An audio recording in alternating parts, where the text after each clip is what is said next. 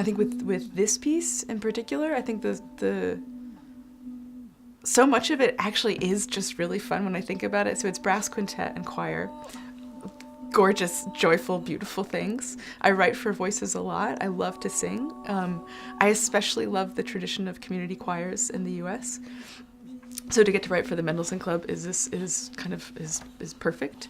And then the rich sounds of brass, which are already kind of choral.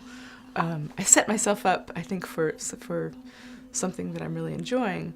The hard part, though, has been to tackle this concept of joy, which I find really interesting. People have described some of my music in the past as full of joy, like Partita for Eight Voices. Like, oh, this is something that's it's such a joyful piece. And yet, when I was writing it, I think I was incredibly sad, and it feels there's a sort of just a sorrow and sadness and tragedy in that. And I think that I wrote the piece in order to kind of filter through some of those things and create something that is beyond it.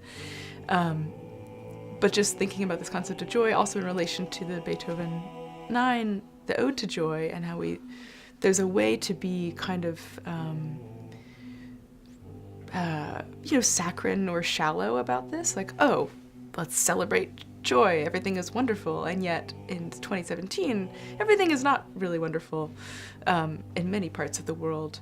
And to kind of dive into this concept of joy without thinking about those things is a mistake. So the struggle of this piece is to write music that has to hold those two things, those two concepts in mind, the sort of deep sadness, which is something that I think gives birth to a true joy.